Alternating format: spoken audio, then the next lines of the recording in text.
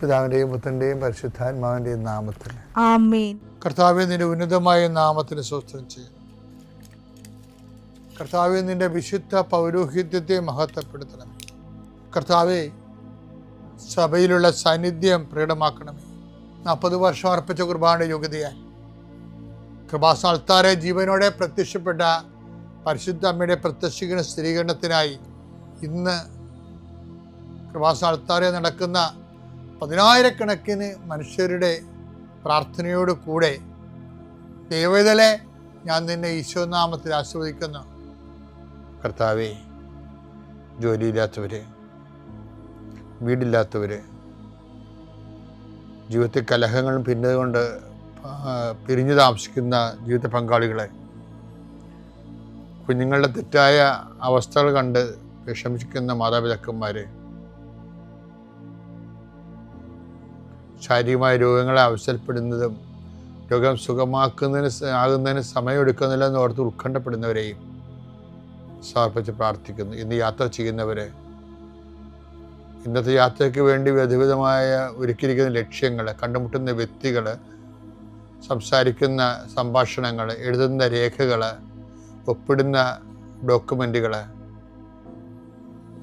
പങ്കെടുക്കുന്ന ഇൻ്റർവ്യൂകൾ, സെൻഡ് ചെയ്യുന്ന മെസ്സേജുകൾ എല്ലാം കർത്താവിൻ്റെ കൃപയാൽ നിറയപ്പെടാനും നീ ഇന്ന് തിരികെ എത്തുന്ന സമയത്ത് കർത്താവിൻ്റെ കൃപ നിന്നും നിറഞ്ഞു നിന്നുകൊണ്ട് സന്തോഷം വന്ന് ഉറങ്ങുവാനും ഇന്നത്തെ ദിവസം മുൻനിർത്തി നീ കണ്ടുമുട്ടുന്ന ഓരോ നിമിഷങ്ങളെയും, നിൻ്റെ ഓരോ സമയങ്ങളെയും, സന്ദർഭങ്ങളെയും, എല്ലാം സംരംഭങ്ങളെയും പരിശുദ്ധമ്മ ദൈവമാതാവിൻ്റെ മധ്യസ്ഥത്തിലെ രാത്രിയും തിരിച്ചെത്തുന്നവരെ കർത്താവിൻ്റെ നാമത്തിൽ മാതാവിൻ്റെ മധ്യസ്ഥതയും ഞാൻ നിൻ്റെ ജീവിതത്തെയും നിൻ്റെ കുടുംബത്തെയും ഈശോ നാമത്തെ ആശീർവദിക്കുന്നു. അമ്മേ, പരിശുദ്ധ അമ്മേ, അമ്മേ പരിശുദ്ധ ദൈവമാതാവേ, കൃപാസനത്തിലൂടെ ഞങ്ങൾക്കും ഞങ്ങളുടെ ദേശത്തിനും അമ്മ മധ്യസ്ഥം തേടി തന്ന എല്ലാ അനുഗ്രഹങ്ങൾക്കും കൃപകൾക്കും ഞങ്ങളിപ്പോൾ ഹൃദയം നിറഞ്ഞ നന്ദി പറയുന്നു.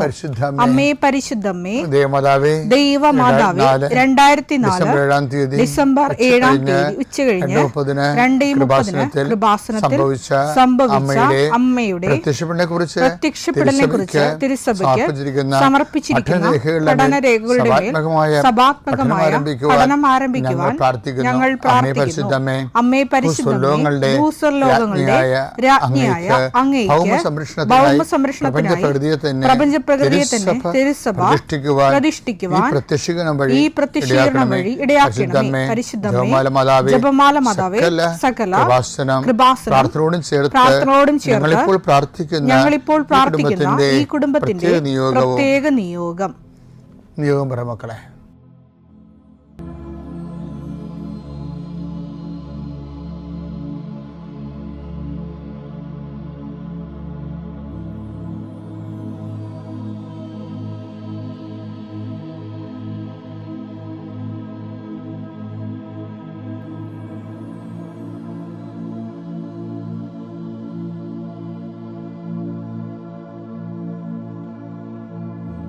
അമ്മയുടെ പ്രത്യക്ഷീകരണത്തിന്റെ ഈ അനുഗ്രഹവേളയിൽ ഞങ്ങൾക്ക് സാധിച്ചു തരുവാൻ കനിയണമേ.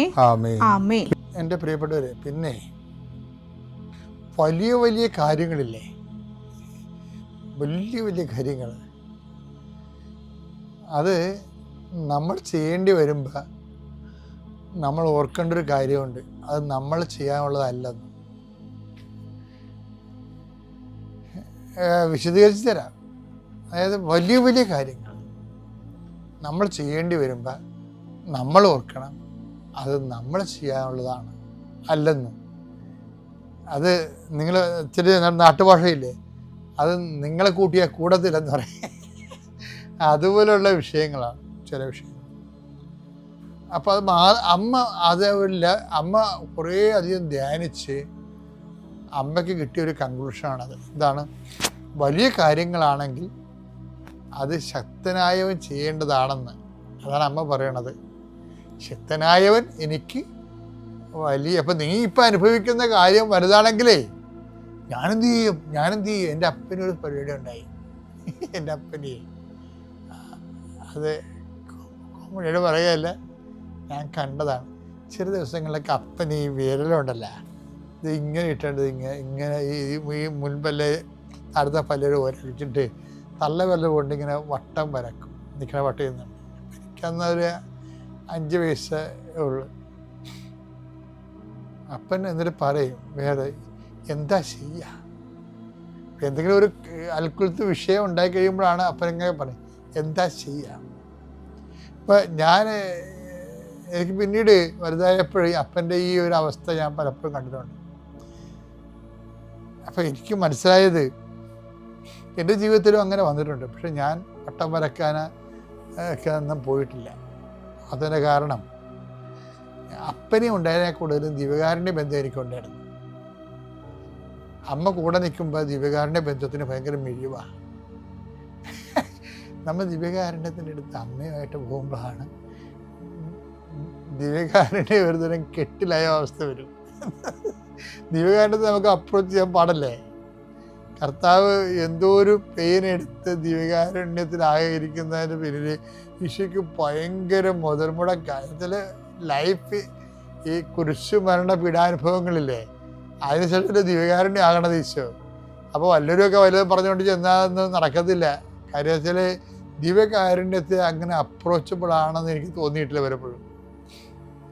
കാരുണ്യ അപ്രോച്ച് വെച്ചാൽ ദിവ്യകാരുണ്യ പ്രോസസ്സിലേക്ക് ഈശോ വരുന്നതിന് മുമ്പ് മിശിഹ ഇതെല്ലാം സഹിച്ച് മഹത്വത്തിലേക്ക് കരയേണ്ടത് ആവശ്യം. ഭൂമിയിലെ മഹത്വമാണ് ദിവ്യകാരുണ്യം എന്ന് പറയണത്. സ്വർഗത്തിലെ മഹത്വം പോലെ ഭൂമിക്കും ഈ പാഷൻ കർത്താവിൻ്റെ പീഡാനുഭവങ്ങൾ 2 മഹത്വങ്ങളുണ്ട്, മഹത്വ സാന്നിധ്യങ്ങളുണ്ടാക്കി. ഒന്ന് നമ്മുടെ കൂടെയുള്ള മഹത്വ സാന്നിധ്യം, രണ്ടാമത്തത് സ്വർഗത്തിലുള്ള മഹത്വ സാന്നിധ്യം. ലൂക്ക 24:26 ക്രിസ്തു ഇതെല്ലാം സഹിച്ച് മഹത്വത്തിലേക്ക് പ്രവേശിക്കേണ്ടിയിരുന്നില്ലേ.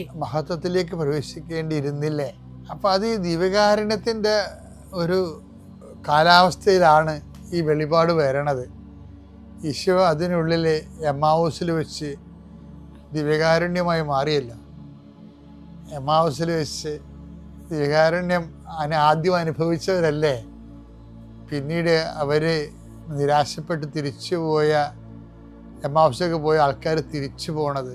അപ്പം ദിവ്യകാരുണ്യത്തിന് അങ്ങനെ ഒരു കഴിവുണ്ട്. തിരിച്ച് താൻ ഏത് വിഷയത്തിനാണോ തിരിച്ചു പോകുന്നത്, വേദനിച്ചും നിരാശപ്പെട്ടും പോകുന്നത്, അത്യാവശ്യത്തോടെ അതിലേക്ക് തിരിച്ചു വിടുന്ന ദിവ്യകാരുണ്യമാണ്. അപ്പം മുറിച്ചപ്പോൾ അവൻ്റെ കണ്ണ് തുറന്നതുപോലെയുള്ള അവസ്ഥ അവിടെ നിന്നാണ് നമ്മൾ ദിവ്യകാരുണ്യം ആരംഭിക്കുന്നത്. അപ്പോൾ ഭൂമിയിൽ മിശിഹ ഇതെല്ലാം സഹിച്ച് മഹത്വത്തിലേക്ക് അറിയേണ്ട ആവശ്യമാണെന്ന് പറയുമ്പോൾ നമുക്ക് മിശിഹയുടെ സഹനത്തിലൂടെ 2 മഹത്വ സാന്നിധ്യം കിട്ടി. ഒന്ന് സ്വർഗത്തിലുള്ള കർത്താവിൻ്റെ മഹത്വം, ഭൂമിയിലുള്ള കർത്താവിൻ്റെ മഹത്വം. അതാണ് ഇപ്പോൾ ഭൂമിയിലുള്ള കർത്താവിൻ്റെ മഹത്വമാണ് ദിവ്യകാരുണ്യം. ഇപ്പോൾ ദിവ്യകാരുണ്യത്തിൽ നമുക്ക് ഏത് സമയത്തും പോകാമെന്ന് ചോദിച്ചു കഴിഞ്ഞാൽ പോകാൻ പറ്റുമായിരിക്കും. പക്ഷേ എനിക്ക് പോകാൻ അങ്ങനെ തോന്നിയിട്ടില്ല. എന്ന് വെച്ച് കഴിഞ്ഞാൽ എന്താ പ്രശ്നം വെച്ച് കഴിഞ്ഞാൽ ദിവ്യകാരുണ്യം നല്ല ഇൻവെസ്റ്റ്മെൻ്റ് ഉണ്ടായിട്ടുള്ള ഒരു വിഷയമാണ്. കർത്താവിൻ്റെ പീഡാനുഭവത്തെ ദിവ്യകാരുണ്യത്തിനത് ആർക്ക് പ്രാർത്ഥിക്കാൻ പറ്റുമെന്ന് വെച്ച് കഴിഞ്ഞാൽ ദിവ്യകാരുണ്യം അവിടെ ഇരിക്കുന്നതുകൊണ്ട് അത് ദിവ്യകാരുണ്യമാണെന്ന് അറിഞ്ഞുകൊണ്ട് അവിടെ വിളക്ക് വെളിച്ചതുകൊണ്ട് മുട്ടുകുത്താവുന്നത് അതൊക്കെ സ്വാഭാവിക അനുഷ്ഠാന രീതികളാണ്. മറിച്ച് ആ ദിവ്യകാരുണ്യത്തിലുള്ള ആത്മബന്ധവും സത്താപരമായ ഷെയർ പങ്കാളിത്ത പെൻഷൻ എന്നൊക്കെ പറയുന്നത് നമ്മൾ. അതുപോലെ തന്നെ പങ്കാളിത്ത സാന്നിധ്യം നമുക്ക് വേണമെന്നുണ്ടെങ്കിൽ നമ്മൾ 3 കാര്യം ചെയ്യേണ്ടി വരും. അല്ലാതെ വികാരങ്ങളെല്ലാം അവിടെ ഇരിക്കണമെന്നാൽ മുട്ടുകുത്തിയേക്കാമെന്ന് പറയുമ്പോൾ നമുക്കിപ്പോൾ ഒരു പങ്കാളിത്തം, നമുക്കൊരു ദൈവ ആരാധന കിട്ടും, നമുക്ക് ദൈവസാന്നിധ്യം അനുഭവിക്കും. പക്ഷെ പങ്കാളിത്ത സാന്നിധ്യം എന്ന് പറയണത് വേറെയാണ്. ദിവ്യകാരുണ്യം ഭാഗിച്ച് വീതിച്ചിട്ട് ഇത് എടുത്ത് ഭക്ഷിക്കാൻ പറഞ്ഞില്ലേ. അപ്പം പങ്കാളിത്ത സാന്നിധ്യത്തിന് ദിവ്യകാരുണ്യത്തിന് ഭയങ്കര വിലയാണ്. അപ്പം പങ്കാളിത്ത സാന്നിധ്യം എങ്ങനെ ഉണ്ടാകാനാണ് ഈ മിശിഹായെ ദിവ്യകാരുണ്യം മുറിച്ച് കഴിയുമ്പോൾ സഭ ഒരു വല്ലാത്തൊരു വലിയ കാര്യം പറയും. അതാണ് അതിൻ്റെ ആസ്തി എന്ന് പറയുന്നത്. അതെന്താ പറയണത്? വിശ്വാസത്തിൻ്റെ മഹാരഹസ്യങ്ങൾ നമുക്ക് പ്രഖ്യാപിക്കാമെന്ന് പറയും. അപ്പോൾ എന്താ നമ്മൾ ചെയ്യണത്? കർത്താവേ, അങ്ങയുടെ മരണം ഞങ്ങൾ പ്രഖ്യാപിക്കും. വായിക്കിടക്കുന്ന നാക്കുകൊണ്ട് മരണം പ്രഖ്യാപിക്കുക എന്ന് പറഞ്ഞു കഴിഞ്ഞാൽ അത് കൂടത്തില്ല. മരണം പ്രഖ്യാപിക്കണമെന്നുണ്ടെങ്കിൽ അവൻ്റെ മരണത്തിൻ്റെ അംശം നമ്മുടെ ജീവിതത്തിലെ ശരീരത്തിൽ ഉണ്ടായിട്ട് നമ്മളത് വിശ്വാസപൂർവ്വം അംഗീകരിക്കണം. അല്ലാതെ പുസ്തകത്തിൽ കുർബാനത്തിൻ്റെ കുർബാന സഹായിയെ കൊണ്ട് മരണം ഞങ്ങൾ പ്രഖ്യാപിക്കുന്നു, ഉയർപ്പ് ഞങ്ങൾ വിശ്വസിക്കുന്നു എന്ന് പറഞ്ഞു കഴിഞ്ഞാൽ കൂടത്തില്ല. എനിക്കത് കേൾക്കുമ്പോൾ ദേഷ്യം വരും. എന്തറിഞ്ഞിട്ടാണ് നീ അത് പറയണത്? ദിവ്യകാരുണ്യത്തിൽ പങ്കാളിത്ത സാന്നിധ്യമാണ്. ഇത് വാങ്ങി ഭക്ഷിക്കാൻ പറഞ്ഞു, എടുത്ത് ഭക്ഷിക്കാൻ പറഞ്ഞു. എടുത്ത് ഭക്ഷിക്കാൻ ഈശോ നേരിട്ട് പറഞ്ഞിട്ടില്ല. ഇതില്ലേ, വാങ്ങി ഭക്ഷിക്കുകയാണ് അതിൻ്റെ എമ്മാവൂസിൽ സംഭവിക്കുന്നതും അന്ത്യത്താറ് സംഭവിക്കുന്നതും. പങ്കാളിത്തമാണ്. ആ ഭക്ഷിക്കുന്നവനും ആ മുറിവിൽ പങ്കെടുക്കണം. അപ്പം അതിൻ്റെ അകത്ത് വരണം മരണത്തെ പ്രഖ്യാപിക്കുകയാണ്. മരണത്തെ പ്രഖ്യാപിക്കാൻ അന്തസ്സോടെ മരണത്തെ പ്രഖ്യാപിക്കാൻ കഴിയണം. ജീവിതത്തിലും മുറിവും മരണമൊക്കെ ഉണ്ടാകും. അത് അന്തസ്സോടെ ദൈവഹിതമാണ്, ദൈവ പദ്ധതിയാണ്. ഞാൻ എൻ്റെ കർത്താവിൻ്റെ മരണമാണ് ഇതിലൂടെ പ്രഖ്യാപിക്കണമെന്ന് ഞാൻ പ്രഖ്യാപിക്കുന്ന കാര്യം കർത്താവിന് മനസ്സിലാകണം. Is proclaim my death. പിന്നെന്താണ് ഉണ്ടാകുന്നത്? ഉയർപ്പിൽ വിശ്വസിക്കുന്നു. മരണത്തെ പ്രഖ്യാപിക്കുന്നത് നിരാശയില്ലാത്ത എന്താ? ഉയർപ്പിൽ പങ്കാളിയാകുമെന്നാണ്. ഉയർപ്പിൽ പങ്കാളിയാകുകയാണ് നമ്മൾ. ഇവിടെയും പങ്കാളിത്തമാണ്. പങ്കാളിത്ത ഉയർപ്പാണത്. പിന്നെ എന്താണ്? വരവ് കാത്തിരിക്കണം. വരവ് കാത്തിരിക്കുകയാണ്. അല്ല എല്ലാം ശരിയാവുമെന്ന് പറയുകയല്ല. എല്ലാം ശരിയാവുമെന്ന് പറഞ്ഞിട്ടുള്ളൊരു മനുഷ്യനെ മോഹിപ്പിക്കുന്നൊരു വിഷയമില്ല. അതല്ല. എല്ലാം ശരിയാകുന്നൊരു സമയമുണ്ട്. എപ്പോഴാണ്? വരവ് കാത്തിരിക്കുമ്പോൾ, അവൻ്റെ വരവിനെ വരവേൽക്കുമ്പോൾ ആണ് എല്ലാം ശരിയാണ്. അപ്പം അവൻ ജീവിതത്തിൻ്റെ ഒരു ഉമ്മാക്കിക്കും നിന്ന് കൊടുക്കത്തില്ല. അതിനെതിരെ കർത്താവിൽ വിശ്വസിച്ചുകൊണ്ട് ചെറുത്ത് നിൽക്കാം. ഇവനാണ് ദിവ്യകാരുണ്യത്തിൽ വന്ന് മുട്ടുകുത്തേണ്ടത്. ഇതിൻ്റെ ആഴങ്ങളെ മനസ്സിലാക്കാത്തതും കാലം എന്താ എന്നെപ്പോലുള്ളവർക്ക് എന്താ ചെയ്യാൻ പറ്റണത്? അമ്മയും കൊണ്ട് ദിവ്യകാരുണ്യത്തിൽ പോകാനേ പറ്റത്തുള്ളൂ. നമ്മൾ സാധാരണ ഒറ്റയ്ക്ക് നടന്ന് ദിവ്യകാരുണ്യത്തിൽ പോണത് അമ്മയും വിളിച്ചുകൊണ്ട് ദിവ്യകാരുണ്യത്തിൽ പോകണമെന്ന് തമ്മിൽ രണ്ട് വ്യത്യാസമുണ്ട്. ഞാനെപ്പോഴും ദിവ്യകാരുണ്യത്തിൽ ഇരുന്നുകൊണ്ട് കൊന്തേലണ ആളാണ്. ദിവ്യകാരുണ്യത്തിൽ ഇരുന്നുകൊണ്ട് കൊന്തേലണത് ഒരുപക്ഷെ ചിലക്കത് മനസ്സിലാവത്തില്ല. പക്ഷെ അതെന്താ സംഭവം? കാനായിൽ ദിവ്യകാരുണ്യം ആദ്യം ചൊരിഞ്ഞപ്പോൾ അമ്മയായിരുന്നു അതിൻ്റെ പ്രൊമൾഗേറ്റർ. അതിലേക്ക് എത്തിച്ചില്ലേ? ദിവ്യകാരുണ്യത്തിലേക്ക് എത്തിച്ചത് ആരാ? അപ്പം അമ്മയെ വിളിച്ചോണ്ട് ദിവ്യകാരുണ്യത്തിൽ പോകണമെന്ന് നിസ്സാര കാര്യമല്ല. എൻ്റെ ദൈവവേദന നീ നിൻ്റെ ജീവിതത്തിൽ എപ്പോഴും ദിവ്യകാരുണ്യത്തിൽ നിൽക്കുമ്പോഴേക്ക് പോകുമ്പോൾ അമ്മയും വിളിച്ചുകൊണ്ട് പോകണം. അമ്മയെ നീ എവിടെ വിളിച്ചാലും വരത്തില്ലെങ്കിലും ദിവ്യകാരുണ്യത്തേക്ക് വിളിക്കും അമ്മ തീർച്ചയായിട്ടും വരും. കാര്യം അമ്മയുടെ ഇഷ്ടവും ഈശോയുടെ ഇഷ്ടവും എല്ലാം അവിടെ നിൻ്റെ ഇഷ്ടവും എല്ലാം ഒരുമിച്ച് വരുന്ന ഒരു സ്ഥലമാണ്. നീ അമ്മയിലൂടെ യേശുവിലേക്ക് വളരട്ടെ. വിശ്വാസ പ്രമാണം. സർവശക്തനായ പിതാവും ആകാശത്തിൻ്റെയും ഭൂമിയുടെയും സൃഷ്ടാവുമായ ദൈവത്തിൽ ഞാൻ വിശ്വസിക്കുന്നു. അവിടുത്തെ ഏകപുത്രനും ഞങ്ങളുടെ കർത്താവുമായ ഈശോ മിശിഹായിലും ഞാൻ വിശ്വസിക്കുന്നു. ഈ പുത്രൻ പരിശുദ്ധാത്മാവിനാൽ ഗർഭസ്ഥനായി കന്യകാമറിയത്തിൽ നിന്ന് പിറന്ന് പൊന്തിയോസ് പീലാത്തോസിന്റെ കാലത്ത് പീഡകൾ സഹിച്ച് കുരിശിൽ തറയ്ക്കപ്പെട്ട് മരിച്ച് അടക്കപ്പെട്ട് പാതാളങ്ങളിൽ ഇറങ്ങി മരിച്ചവരുടെ ഇടയിൽ നിന്ന് മൂന്നാം നാൾ ഉയർത്ത് സ്വർഗത്തിലേക്ക് എഴുന്നള്ളി സർവശക്തിയുള്ള പിതാവായ ദൈവത്തിന്റെ വലതുഭാഗത്തിരിക്കുന്നു. അവിടെ നിന്ന് ജീവിക്കുന്നവരെയും മരിച്ചവരെയും വിധിക്കുവാൻ വരുമെന്നും ഞാൻ വിശ്വസിക്കുന്നു. പരിശുദ്ധാത്മാവിലും ഞാൻ വിശ്വസിക്കുന്നു. വിശുദ്ധ കത്തോലിക്കാ സഭയിലും പുണ്യവാന്മാരുടെ ഐക്യത്തിലും പാപങ്ങളുടെ മോചനത്തിലും ശരീരത്തിന്റെ ഉയർപ്പിലും നിത്യമായ ജീവിതത്തിലും ഞാൻ വിശ്വസിക്കുന്നു. ആമേൻ. സ്വർഗ്ഗസ്ഥനായ ഞങ്ങളുടെ പിതാവേ, അങ്ങയുടെ നാമം പൂജിതമാകണമേ. അങ്ങയുടെ രാജ്യം വരണമേ. അങ്ങയുടെ തിരുമനസ് സ്വർഗത്തിലെ പോലെ ഭൂമിയിലും ആകണമേ. അന്നു വേണ്ടുന്ന ആഹാരം ഇന്ന് ഞങ്ങൾക്ക് തരണമേ. ഞങ്ങളോട് തെറ്റ് ചെയ്യുന്നവരോട് ഞങ്ങൾ ക്ഷമിക്കുന്നത് പോലെ ഞങ്ങളുടെ തെറ്റുകൾ ഞങ്ങളോടും ക്ഷമിക്കണമേ. ഞങ്ങളെ പ്രലോഭനത്തിൽ ഉൾപ്പെടുത്തരുതേ, തിന്മയിൽ ഞങ്ങൾ രക്ഷിക്കണമേ. ആമേൻ. നന്മ നിറഞ്ഞ മറിയമേ, സ്വസ്തി. കർത്താവ് അങ്ങയുടെ കൂടെ സ്ത്രീകളിൽ അങ്ങ് അനുഗ്രഹിക്കപ്പെട്ടവളാകുന്നു. അങ്ങയുടെ ഉദരത്തിൻ ഫലമായി ഈശോ അനുഗ്രഹിക്കപ്പെട്ടവനാകുന്നു. പരിശുദ്ധ മറിയമേ, തമ്പുരാന്റെ അമ്മേ, പാപികളായ ഞങ്ങൾക്ക് വേണ്ടി ഇപ്പോഴും ഞങ്ങളുടെ മരണസമയത്തും തമ്പുരാനോട് അപേക്ഷിക്കണമേ. ആമേൻ. ലൂക്ക 4:1.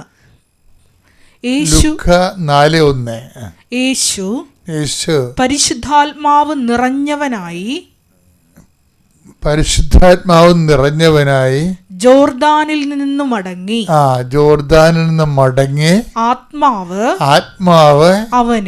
അവനെ മരുഭൂമിയിലേക്ക് നയിച്ചു. അവൻ ഇത് കണ്ടല്ലേ, ഇത് നിസ്സാരമായൊരു വചനമല്ല. ഇതിന്റെ കണക്ഷൻ കിടക്കുന്നത് പച്ചയായ പുൽപ്പുറങ്ങളിലും നിശ്ചലമായ ജലാശയങ്ങളുമാണ്. അവിടുന്ന് തന്നെ പച്ചയായ പുൽപ്പുറങ്ങൾ അവിടെ നിന്ന് കിടത്തും, നിശ്ചലമായ ജലാശയത്തേക്ക് അവിടെ നിന്ന് നയിക്കും. അങ്ങനെ നയിച്ച് ജോർദാൻ നദിയിൽ ജ്ഞാനസ്നാനം സ്വീകരിച്ച ഈശോ പരിശുദ്ധം നിറഞ്ഞു കഴിയുമ്പോൾ പിന്നെ എന്താ ചെയ്യേണ്ടത്? കാലാവസ്ഥ മാറി. Must we not take sorrow to ചോദിക്കണില്ലേ? ആ ദൈവത്തിൻ്റെ ചോദ്യമാണത്. അതിന് ഉത്തരം പറയാൻ കഴിഞ്ഞില്ലെങ്കിൽ നീ ഒരു വിശ്വാസത്തെ തുടരാൻ നിങ്ങൾ അക്സെപ്റ്റബിൾ അല്ല. അതാണ് വിഷയം. Must be not. അത് നിസ്സാര കാര്യമല്ലത്. എന്താ കാര്യം എന്ന് വെച്ച് കഴിഞ്ഞാൽ ഈ ജോർദാനിൽ നിന്ന് പിന്നെന്താണ് എഴുതിയിരിക്കണത്? ആ ജോർദാൻ നദിമുഖത്ത് നിന്ന് എങ്ങോട്ടാണ് ഈശോ പോണത്?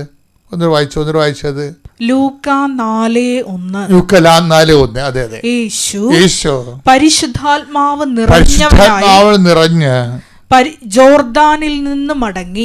ജോർദാൻ നദിമുഖത്തിൽ നിന്ന് മടങ്ങി. ആത്മാവ് അവനെ മരുഭൂമിയിലേക്ക് നയിച്ചു. അപ്പൊ നോക്കിയേ, ഇവ മൗനമായി തന്നെ പോവുകയാണ്. യാതൊരു റിയാക്ഷനും ഇല്ല, റെസ്പോൺസില്ല, അതുപോലെ തന്നെ മൽപ്പിടുത്തങ്ങളില്ല, ഒന്നുമില്ല. അതായത് ഈ നദീമുഖത്ത് നിന്ന് പിന്നീട് നേരെ ഓപ്പോസിറ്റ് കാലാവസ്ഥയിലേക്കാണ് ഈശോ പോണത്. അതുകൊണ്ടാണ് ജോബ് ചോദിക്കുന്നത്, must be not take sorrow to. അതൊക്കെ മുമ്പ് ഈശോയ്ക്ക് ഒരു സ്റ്റാറ്റസ് കൊടുക്കും ദൈവം. ഭയങ്കര രസമാണ് ഈ ബൈബിള്. അതായത് ഈ ജോർദാൻ നദി വെച്ച് ഈശോയ്ക്ക് സ്റ്റാറ്റസ് കൊടുക്കും. എന്താ പറയണത്? This is my beloved sun. അതാണ് സ്റ്റാറ്റസ്. ഈ സ്റ്റാറ്റസ് വാങ്ങിച്ചിട്ടാണ് ഈശോ മരുഭൂമിയിലേക്ക് പോണത്. അവരൊന്നും എടുത്തേ. ദൈവമേ വരണേ, എൻ്റെ ഉള്ളിൽ വസിക്കാൻ വരണേ. ആത്മാവാം ദൈവമേ വരണേ, എൻ്റെ ഉള്ളിൽ വസിക്കാൻ വരണേ. ദാഹിച്ചു നിന്നെ ഞാൻ തേടുന്നു, സ്വർഗം തുറന്നിറങ്ങി നീ വരണേ. ദാഹിച്ചു നിന്നെ ഞാൻ തേടുന്നു, സ്വർഗം തുറന്നിറങ്ങി നീ വരണേ. ആത്മാവാം ദൈവമേ വരണേ. അമ്മയ്ക്കും തിരുക്കുമാരനും 1000 നന്ദി പറഞ്ഞുകൊണ്ട് ഞാൻ നിർത്തുന്നു. കൊല്ലം പാരിപ്പള്ളിയിൽ നിന്ന് വരുന്നു. ഞാനിവിടെ വന്ന് ഉടമ്പടി എടുക്കുന്നത് 18/2/2023 ഞാൻ ഇവിടെ വരാൻ തന്നെ കാരണം എൻ്റെ മൊബൈലിൽ ഒരു യൂട്യൂബ് ലിങ്ക് വരികയും ആരോ ഷെയർ ചെയ്ത ഒരു ലിങ്ക് വരികയും അത് കണ്ട് നോക്കിയപ്പോഴത്തേക്ക് ഉപാസനത്തിൻ്റെ വിവരണങ്ങളാണ് ഉണ്ടായിരുന്നത്. അത് വെച്ചുകൊണ്ട് ഡെയിലി ഞാൻ ശ്രീ ജോസഫച്ചായൻ്റെ പ്രാർത്ഥനകളിൽ പങ്കെടുക്കുകയും അങ്ങനെ വിശ്വാസം കൂടി വരികയും ഞാനിവിടെ വന്ന് 18-ാം തീയതി 18/2/2023 വന്ന് ഉടമ്പടി എടുക്കുകയും ചെയ്തു. ഞാൻ പ്രത്യേകമായി 6 നിയോഗങ്ങളാണ് സമർപ്പിച്ചിരുന്നത്. അതിൽ എനിക്കിപ്പം രണ്ടാമത്തെ നിയോഗവും 6ാമത്തെ നിയോഗവുമാണ് എനിക്കിപ്പം അനുവദിച്ച് കിട്ടിയിരിക്കുന്നത്. രണ്ടാമത്തെ നിയോഗം എന്ന് പറയുന്നത്, ഞാൻ 4 വർഷം കൊണ്ട് എൻ്റെ നടുവേദന അനുഭവിച്ചു കൊണ്ടിരിക്കുകയായിരുന്നു. എനിക്ക് കുനിഞ്ഞാൽ നുമരാൻ വയ്യ, കുനിയാൻ വയ്യ. ഇത്രയും ബുദ്ധിമുട്ടുകൾ ഞാൻ പല പ്രാവശ്യം അനുഭവിച്ചിട്ടുണ്ട്. ഒരു വെയിറ്റ് എടുക്കാൻ വയ്യ. പക്ഷേ ഇവിടുന്ന് ഉടമ്പടി എടുത്തപ്പോൾ കിട്ടിയ തൈലം ഞാൻ എല്ലാ ദിവസവും പ്രാർത്ഥന കഴിഞ്ഞതിന് ശേഷം പ്രാർത്ഥിച്ച് നടുവിൽ പുരട്ടുമായിരുന്നു. എനിക്കത് പൂർണ്ണമായിട്ടും സൗഖ്യമായി. അത് കഴിഞ്ഞിട്ട് 6ാമത്തെ നിയോഗം എന്ന് പറയുന്നത്, എൻ്റെ തൊഴിലെന്ന് പറയുന്നത് അഗ്രികൾച്ചർ നഴ്സറിയാണ്. അത് 2 സ്ഥലത്തായിട്ടാണ് നടത്തുന്നത്. അതിൽ 2 സ്ഥലത്തും ഉണക്കാവുമ്പോൾ വെള്ളം പറ്റുന്ന ഒരു സമയമുണ്ട്. ഒരു സ്ഥലത്താണെങ്കിൽ നാട്ടുകാർ കുളം കുഴിക്കാൻ സമ്മതിക്കത്തില്ല, അവിടെ പ്രശ്നം. വീട്ടിലാണെങ്കിൽ പരമാവധി കിണർ കുഴിച്ചിട്ടുണ്ട്, അതിൽ നമുക്ക് വെള്ളം തികയുന്നില്ല. അപ്പോൾ എല്ലാ വർഷവും ഈ ഉണക്കാവുന്ന സമയത്ത് നമുക്ക് കുറേയേറെ നഷ്ടം വന്നുകൊണ്ടിരുന്നു. അങ്ങനെ ഞാനിവിടെ വന്ന് ഉടമ്പടി എടുത്ത സമയത്ത് 6ാമത്തെ നിയോഗമായിട്ട് വെച്ചിരുന്നത്, ഇങ്ങനെയുള്ള നഷ്ടം ഒഴിവാക്കുന്നതിന് വേണ്ടി നമുക്ക് സഫിഷ്യൻ്റായിട്ട് വെള്ളം കിട്ടുന്നതിന് വേണ്ടി ഞാൻ നിയോഗം വച്ചിരുന്നു. ഞാനിവിടെ നിന്ന് ഉടമ്പടി എടുത്തപ്പോൾ കിട്ടിയ വെഞ്ചരിച്ച ഉപ്പും ഇവിടുത്തെ നീരുറവയിലെ പുണ്യതീർത്ഥവും കൊണ്ടുപോയി ഈ കുളത്തിലും ഈ കിണറ്റിലും ഞാൻ വിശ്വാസപ്രമാണം ചൊല്ലി ഒഴിക്കുകയും ഉപ്പിടുകയും വെള്ളം ഇവിടുത്തെ തീർത്ഥം വിശ്വാസപ്രമാണം ചെയ്ത് ഒഴിക്കുകയും ചെയ്തു. ഇന്നേ വരെ എനിക്ക് വെള്ളത്തിനൊരു കുറവ് വന്നു എങ്കിലും നമുക്ക് നമ്മുടെ ആവശ്യത്തിനുള്ള വെള്ളം, സാധാരണ ലഭിക്കുന്ന വെള്ളം കിട്ടിയില്ലെങ്കിലും ഒരു തൈ പോലും കരിയാതെ നമുക്ക് ഒഴിക്കുന്നതിനുള്ള വെള്ളം നമുക്ക് സഫിഷ്യൻ്റായിട്ട് കിട്ടിക്കൊണ്ടിരിക്കുന്നു. ഇപ്പോഴും വെള്ളം അധികമായിട്ടുണ്ടോയെന്ന് താനും. അപ്പോഴേ ഈ 2 നിയോഗങ്ങളാണ് എനിക്കിവിടെ പറയാനുള്ളത്. അതുകൂടാതെ ഒരുപാട് നല്ല ഇവിടെ ഉടമ്പടി എടുത്ത് പോയതിന് ശേഷം ഒരുപാട് ചെറിയ ചെറിയ അനുഭവങ്ങളുണ്ടായി. അതെല്ലാം നല്ല അനുഭവങ്ങളായിരുന്നു. മാത്രമല്ല, ഒരു 10 ദിവസം മുമ്പ് ഞാൻ അമ്മ മാതാവിനോട് പ്രാർത്ഥിച്ചു, അമ്മ മാതാവി നമുക്കൊരു വണ്ടി എടുക്കുന്നതിനുള്ള ഒരു അനുവാദം തരണമേ എന്ന് പറഞ്ഞു.